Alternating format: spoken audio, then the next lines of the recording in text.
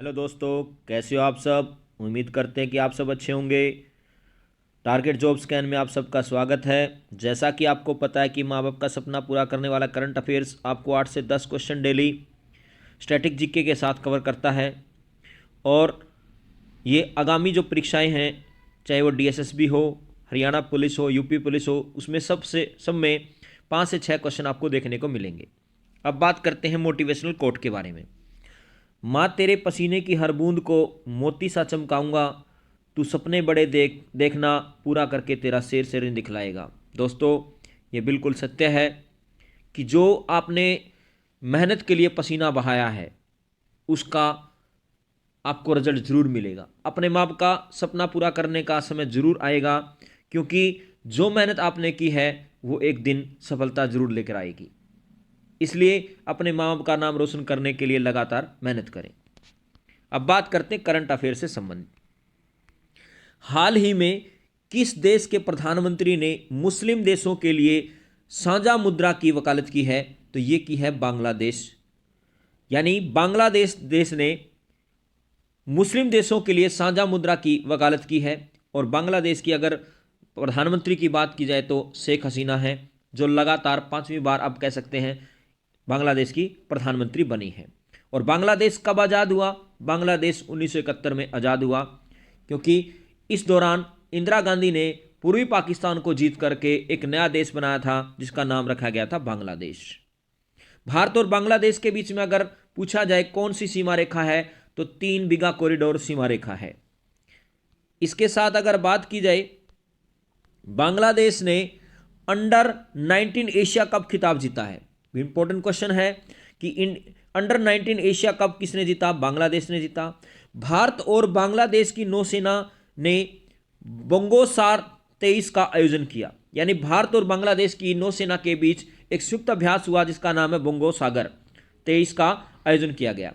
भारत और बांग्लादेश के बीच संयुक्त अभ्यास स्मृति स्मृति X1 मेघालय में शुरू हुआ। वेरी इंपॉर्टेंट क्वेश्चन है। स्मृति आप कह सकते हैं युद्ध अभ्यास किन दो देशों के बीच हुआ? तो भारत और बांग्लादेश के बीच शुरू हुआ। इसके साथ अगर बात की जाए, हाल ही में भारत की तीनों सेनाओं का संयुक्त अभ्यास भारत शक्ति अभ्यास जो है कहां पर आयोजित किया जाएगा? तो यह किया जाएगा जैसलमेर के अंदर। और जैसलमेर कहां पर है? आप कह सकते हैं राजस्थान में है।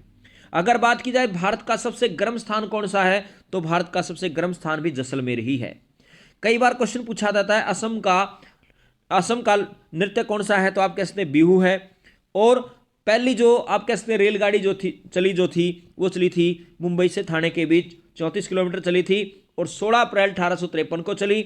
और आप कह सकते हैं 34 किलोमीटर चली और उस रेलगाड़ी का नाम था ब्लैक ब्यूटी।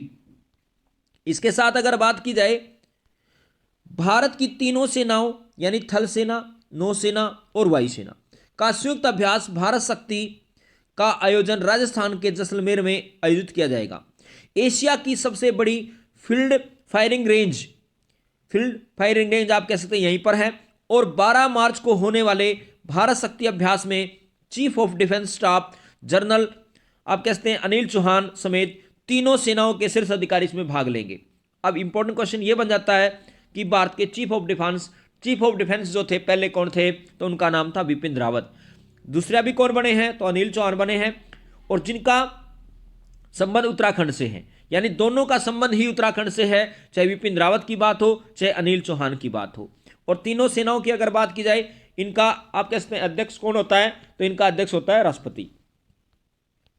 इसके साथ साथ अगर बात की जाए, हाल ही में विश्व का सबसे बड़ा साहित्य उत्सव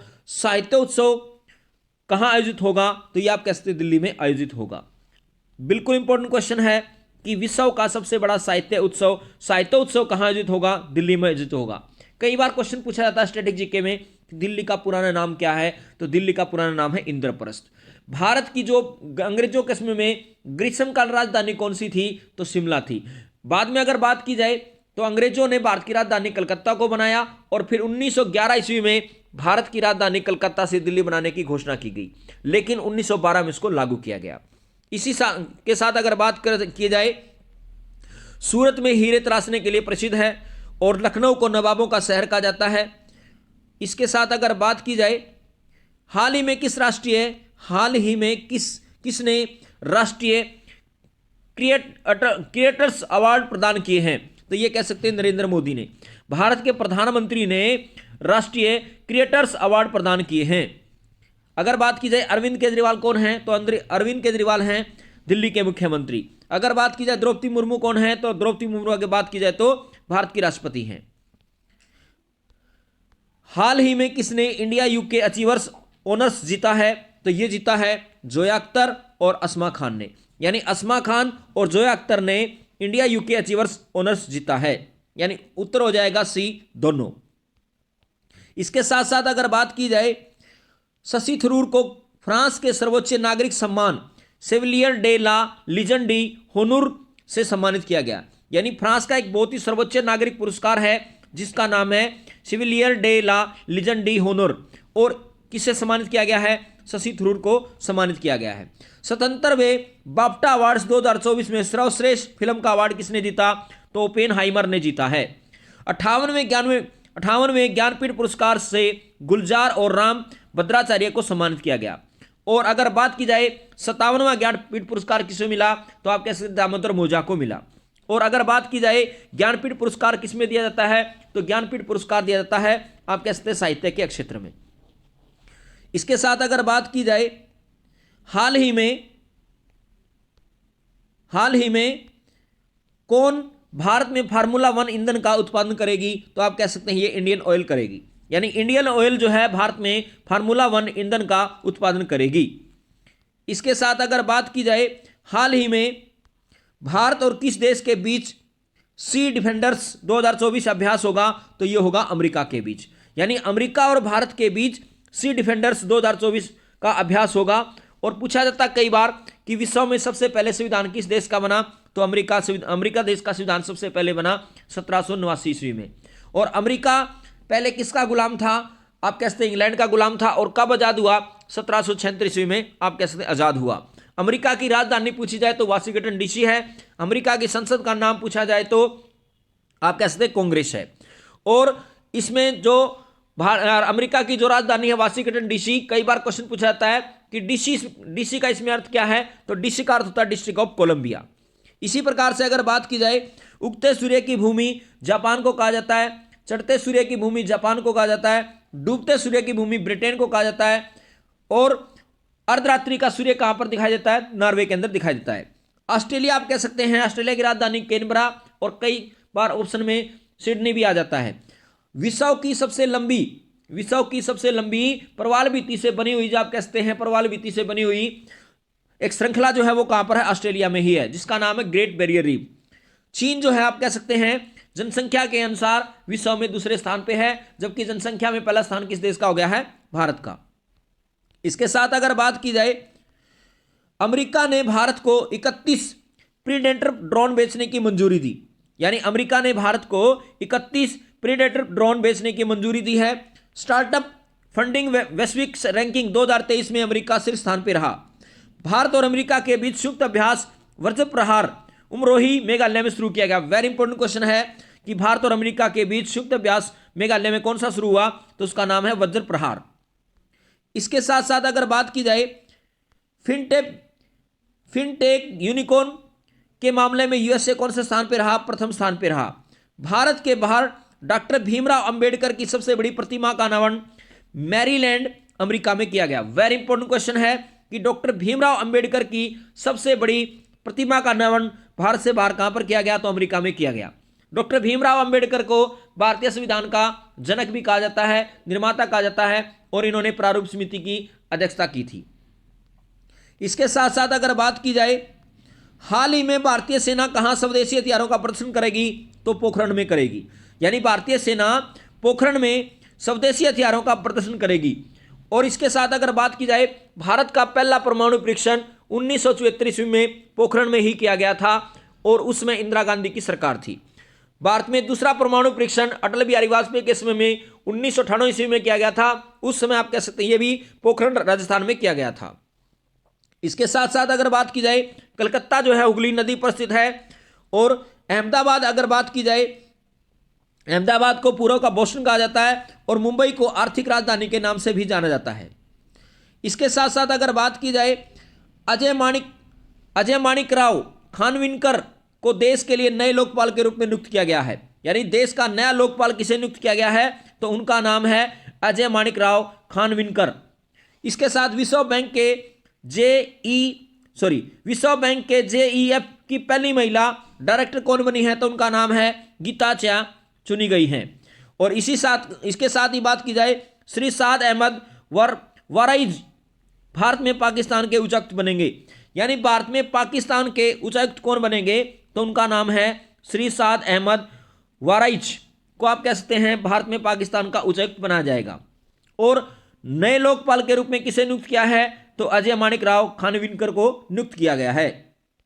इसके साथ साथ अगर बात की जाए कर्नाटक की रहने वाली जेसिंथा कल्याण महिला प्रीमियर लीग में पिच क्यूरेटर की भूमिका में है और वह भारत की पहली महिला पिच क्यूरेटर बन गई। वेरी इंपॉर्टेंट क्वेश्चन है कि भारत की पहली महिला पिच क्यूरेटर कौन बनी है, तो कर्नाटक की रहने वाली जेसिंथा कल्याण आप कह सकते हैं पहली पिच क्यूरेटर बनी है। इसके साथ साथ अगर बात की जाए सरकार ने एएस राजीव कुमार को सतर्कता आयुक्त नियुक्त किया है और उपेंद्र द्विवेदी ने सेना के उप प्रमुख का पदभार संभाला है। यानी वेरी इंपॉर्टेंट क्वेश्चन है कि भारतीय सतर्कता आयुक्त नियुक्त किसे किया गया है, तो एएस राजीव को किया गया है और भारतीय सेना का उप प्रमुख किसे बनाया गया है, उपेंद्र द्विवेदी को बनाया गया है। नवाब सलाम को आईसीजे का नया अध्यक्ष चुना गया। यानी आप कह सकते हैं इंटरनेशनल कोर्ट जस्टिस का आप कह सकते हैं नया अध्यक्ष चुना गया। किसे चुना गया, नवाब सलाम को।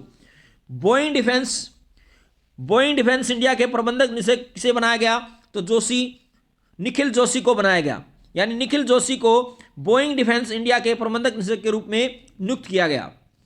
इसके साथ अगर बात की जाए हाल ही में किस देश ने नरेश कुमार को भारतीय दूत के रूप में नियुक्त किया है, तो उस देश का नाम है मारिटोनिया। यानी आप कहते हैं मारिटोनिया ने नरेश कुमार को भारतीय दूत के रूप में नियुक्त किया है। इसके साथ साथ अगर बात की जाए हाल ही में वित्त मंत्री निर्मला सीतारमण ने एलआईसी के अंतर्राष्ट्रीय व्यापार केंद्र का उद्घाटन कहां पर किया है, तो यह किया है गांधीनगर में। वित्त मंत्री आप कह सकते हैं निर्मला सीतारमण जो हमारी हैं, उन्होंने एलआईसी के अंतर्राष्ट्रीय व्यापार केंद्र का उद्घाटन कहां पर किया है, गांधीनगर में किया है। और अगर बात की जाए निर्मला सीतारमण ने अब तक कुल 5 बार बजट प्रस्तुत किया है, जिसमें एक अंतरिम बजट भी आप कह सकते हैं शामिल है। इसके साथ अगर बात की जाए लखनऊ को नवाबों का शहर कहा जाता है और सूरत के अंदर हीरे तराशे जाते हैं। और इसके साथ अगर बात की जाए हाल ही में मालदीव और किस देश ने गैर घातक हथियार प्राप्त करने के लिए रक्षा समझौता किया है, तो यह किया है चीन। यानी चीन और मालदीव देश ने गैर घातक हथियार प्राप्त करने के लिए रक्षा समझौता किया है। इसके साथ साथ अगर बात की जाए ऑस्ट्रिया जो है इसकी राजधानी क्या है, वियना। यूक्रेन की राजधानी क्या है, कीवी। और चीन की राजधानी है बीजिंग। और अगर जापान की बात की जाए तो इसकी राजधानी है टोक्यो। इसके साथ साथ अगर बात की जाए अंटार्कटिका वैज्ञानिक अध्ययन के लिए चीन ने क्विलिंग स्टेशन का अनावरण किया है। अमेरिका, ऑस्ट्रेलिया और जापान ने दक्षिणी चीन सागर में संयुक्त अभ्यास किया है। वेरी इंपॉर्टेंट क्वेश्चन है। चीन ने एक नया उपग्रह आइस्टीन प्रोब लॉन्च किया है। आप कह सकते हैं चीन ने एक नया उपग्रह लॉन्च किया, उसका नाम क्या है, आइस्टीन प्रोब। और अमेरिका, ऑस्ट्रेलिया और जापान ने तीनों ने दक्षिणी चीन सागर में संयुक्त अभ्यास शुरू किया। और अंटार्कटिका वैज्ञानिक अध्ययन के लिए चीन ने क्विलिंग स्टेशन का अनावरण किया। अंटार्कटिका अगर पूछा जाए एक आप कह सकते हैं महाद्वीप है, जो विश्व का सबसे ठंडा महाद्वीप और सबसे लंबा महाद्वीप है। और इस अंटार्कटिका महाद्वीप में अगर बात की जाए इसका 90% भाग बर्फ से ढका हुआ है और इस पर कोई भी जनसंख्या निवास नहीं करती। और इसी तरह से अगर बात की जाए अंटार्कटिका के अंदर अगर बात की जाए तो भारत के द्वारा पहला अनुसंधान केंद्र लगाया गया जिसका नाम था दक्षिणी गंगोत्री। उसके बाद मैत्री लगाया गया और उसके बाद आप कह सकते हैं भारतीय अनुसंधान केंद्र लगाया गया। इसके साथ साथ अगर बात की जाए ये क्वेश्चन हो चुका है। इसके साथ साथ अगर बात की जाए हाल ही में किस राज्य ने पहले जेनरेटिव एआई शिक्षक आइरिस को पेश किया है, तो यह किया है केरल राज्य ने। यानी केरल राज्य ने पहले जेनरेटिव एआई शिक्षक आइरिस को पेश किया है। और केरल जो है भारत का एक ऐसा राज्य है जिसमें सबसे ज्यादा पढ़े लिखे लोग हैं। और केरल राज्य में ही सबसे ज्यादा लिंगानुपात है 1084। और अगर बात की जाए गुजरात की जो तटीय सीमा है वो भारत की सबसे लंबी तटीय सीमा है। और आंध्र प्रदेश की अगर बात की जाए, दक्षिण भारत का ऐसा कौन सा राज्य है जिसकी तटीय सीमा सबसे लंबी है, तो उस राज्य का नाम है आंध्र प्रदेश। भारत के ऐसे कितने राज्य हैं जिनकी तटीय सीमा आप कैसे तटों के साथ लगती है, तो वो भारत के 9 राज्य हैं, जिसमें सबसे लंबी तटीय सीमा वाला राज्य की बात की जाए तो गुजरात है, और सबसे कम पूछा जाए तो गोवा है। इसी प्रकार से अगर बात की जाए केरल सरकार ने एक नई ई गवर्नेंस पहल के स्मार्ट को लॉन्च किया है। यानी केरल सरकार ने एक नई ई गवर्नेंस पहल के स्मार्ट को लॉन्च किया है। भारत की सबसे तेज सौर इलेक्ट्रिक नाव बारकुंडा केरल में लॉन्च की गई। यानी भारत की सबसे तेज सौर इलेक्ट्रिक नाव बारकुंडा केरल में लॉन्च की गई। केंद्रीय मंत्री नितिन गडकरी ने केरल में लग्जरी जहाज क्लासिक इंपीरियल का शुभारंभ किया। यानी भारत के जो आप कह सकते हैं सड़क मंत्री हैं, उनका नाम है नितिन गडकरी ने केरल में लग्जरी जहाज क्लासिकल इंपीरियल का शुभारंभ किया। इसके साथ साथ अगर बात की जाए दोस्तों, अपने माता पिता का सम्मान करें, देश के जवानों का सम्मान करें, हमेशा मुस्कुराते रहें, हंसते रहें, और टारगेट जॉब स्कैन को आप कह सकते हैं सब्सक्राइब करें। अगर आपको हमारी मेहनत अच्छी लग रही हो तो हमारे चैनल को लाइक करें, सब्सक्राइब करें, कमेंट करें और ज़्यादा से ज़्यादा शेयर करें। और दोस्तों, टेलीग्राम का लिंक आपको डिस्क्रिप्शन में मिल जाएगा और वहीं पर आपको PDF प्रोवाइड की जाएगी। धन्यवाद।